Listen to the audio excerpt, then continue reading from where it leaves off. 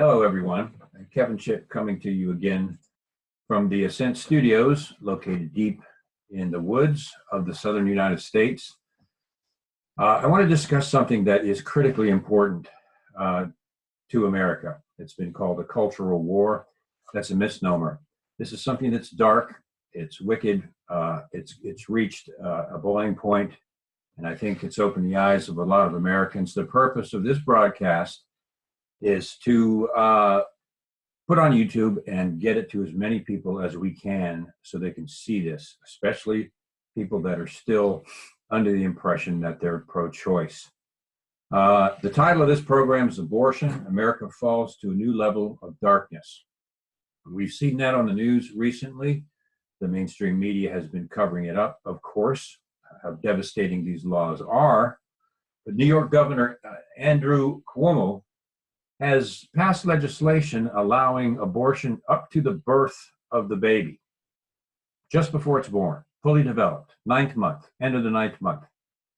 And the saddest part is he got a standing ovation from the audience and a big hug from Hillary Clinton after he made these startling statements. The crowd was made up largely of feminists and ladies wearing pussy hats and advocating this sort of thing. This group is actually clapping and standing to this new legislation. These are not true feminists.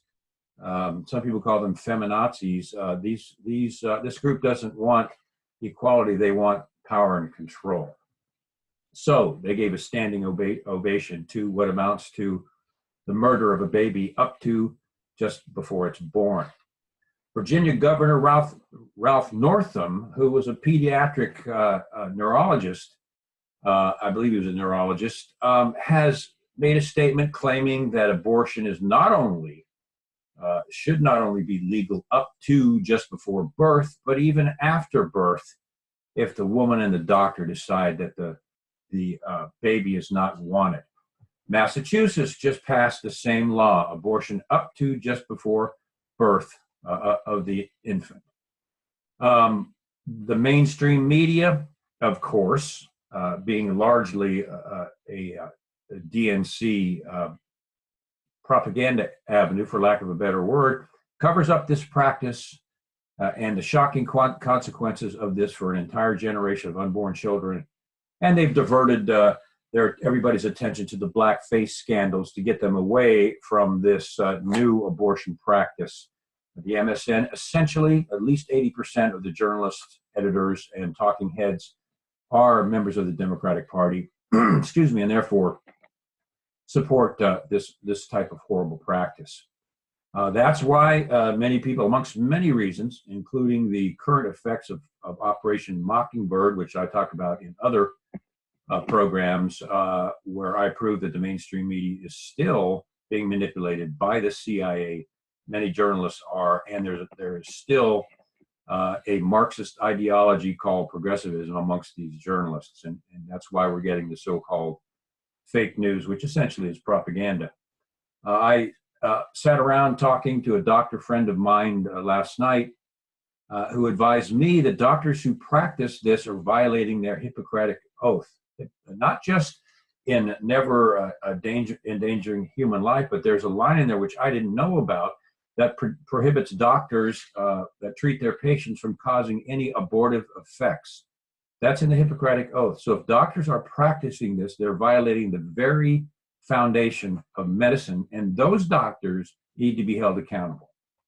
Now, I want to get into the propaganda and deception used by the dark left, the Democratic National Convention, the DNC, which is not the same Democratic Party as John F. Kennedy.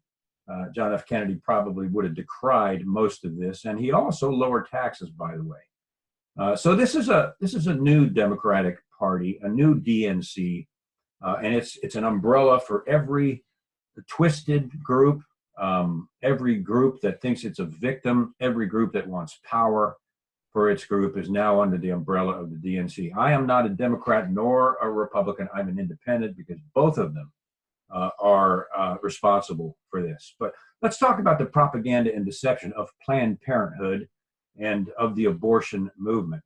It's called pro-choice, pro-woman's choice. No government should put their hands on my body. I have the right to choice. That's one of the biggest propaganda terms parroted in talking points by the mainstream media and heads of the neo-feminist movement. It is not a child, ladies and gentlemen, excuse me. It is not a pro-choice because this is not a choice. We're not dealing with a choice here. We're dealing with the life of a child, an unborn and post-born infant. Killing that baby is what this is all about. So it is not a choice. It is a child. Let's get that straight. But pro-choice is their big propaganda word, because obviously they're not going to use the term pro-abortion. They're all about deception and propaganda and deception of words. An old Soviet tactic, of course. Another propaganda term is a woman's right to choose. A woman has the right to choose whether she wants to terminate that pregnancy or not, or let's just put it straight, kill that child or not, up to just before it's born. Now, another one, deceptive propaganda term, women's health. We're advocating women's health. These abortions, over 90% of them are women that are healthy and the baby that is healthy also. It is just for the sake of convenience, and it's killing an entire generation of children. Here we go. Another one.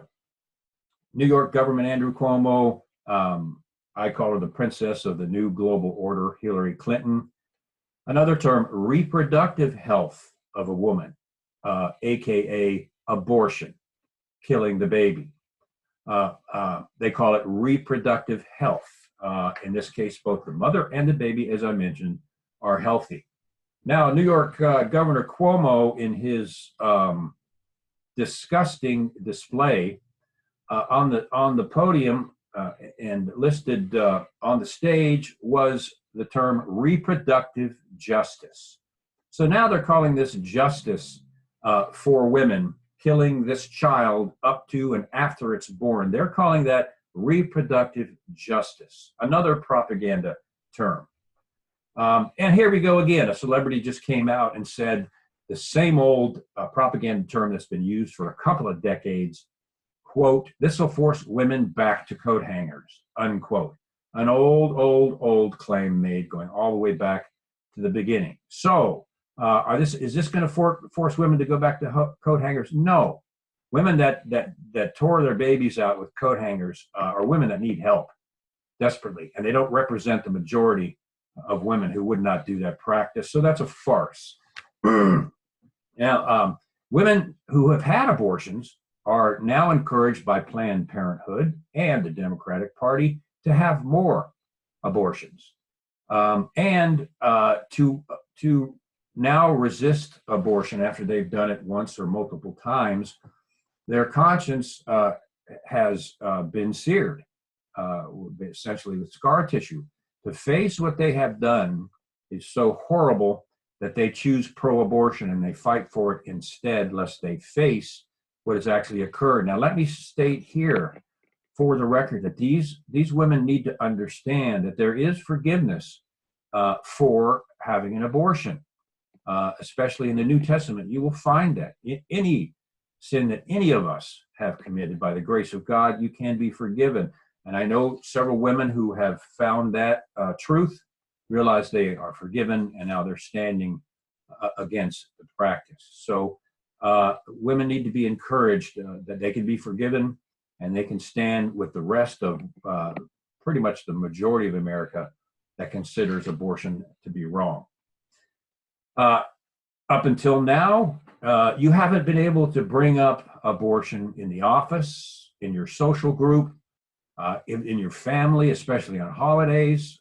If you do, you're called a narrow-minded bigot, a right-wing fanatic against women's rights, and especially a religious fanatic. And let me state here that killing a child up just before birth or after birth has nothing to do with religion.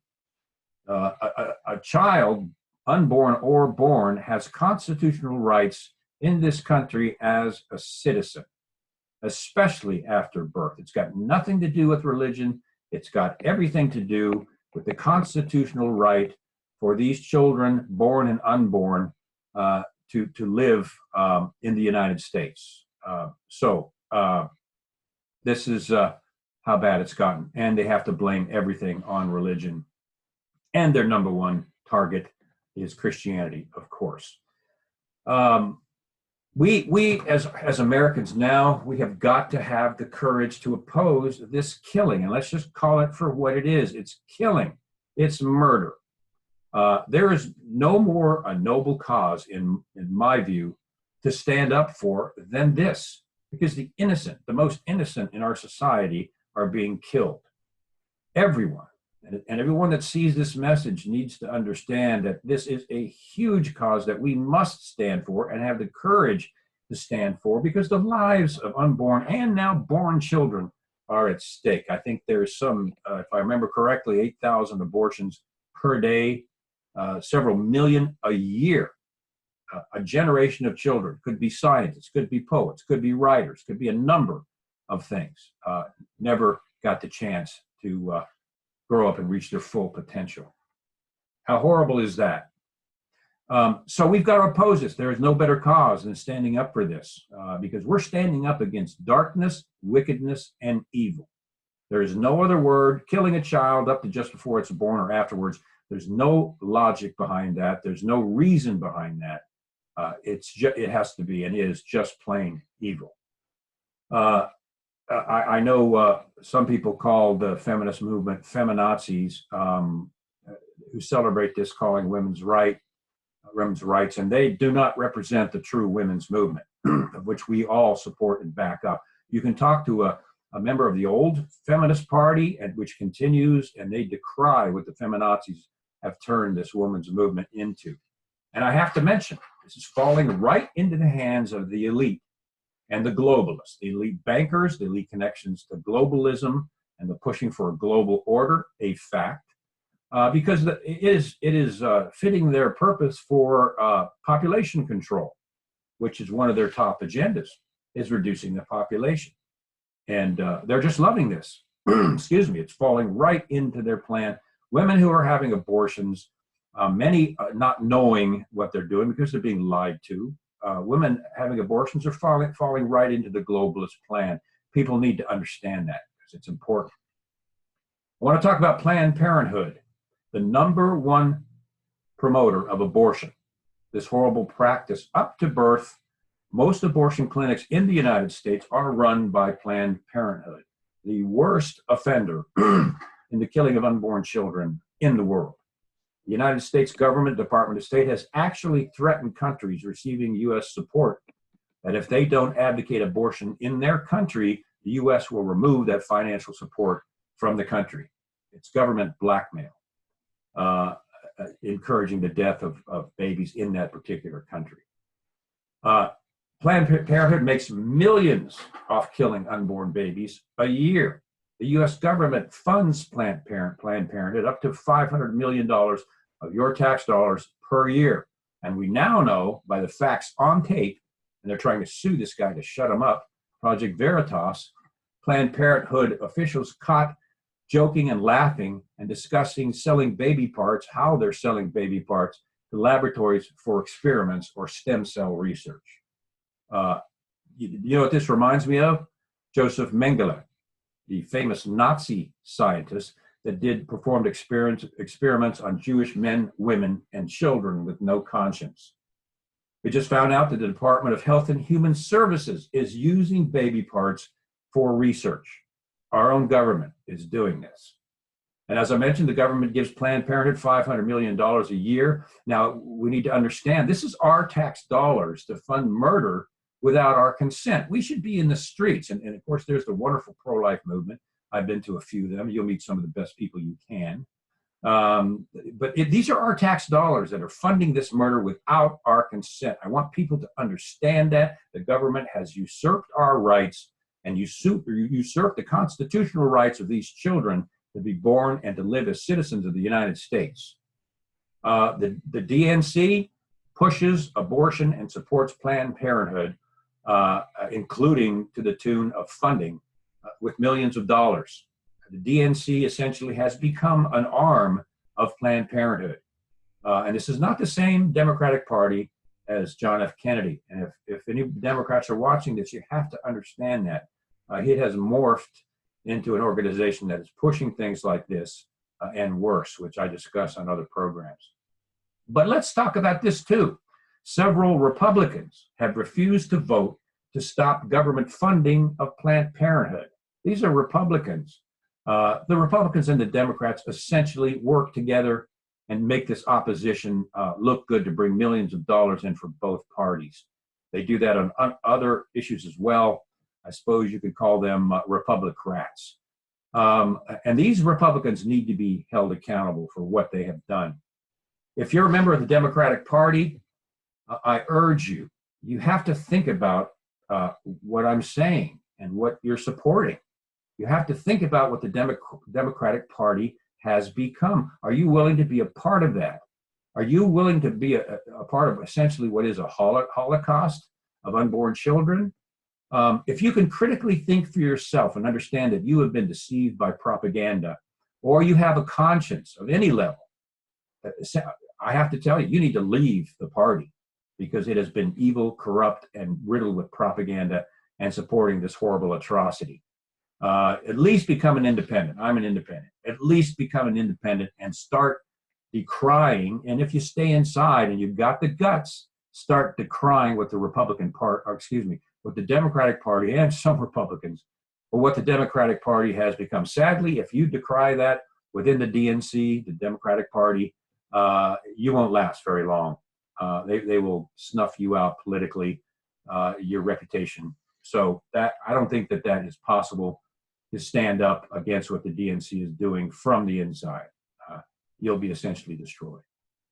So, ladies and gentlemen, this is a line in the sand for Americans. This is the hour when a true abomination, which has been around for decades, has come to its peak. And the DNC and its dark operatives need to be exposed for what they are. It's one of the things I'm doing today. They're advocates of the killing of innocent children and the destruction of an entire generation.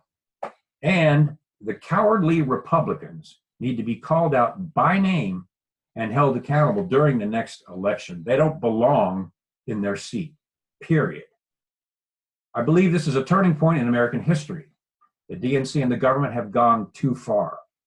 And we as Americans need to understand that and stand up against it in a form of resistance with a constitutional civil movement, like Martin Luther King did, advocating peace, a civil movement that will not tolerate this any longer.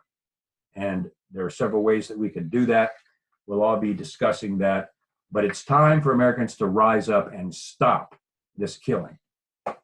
Most Americans have no idea.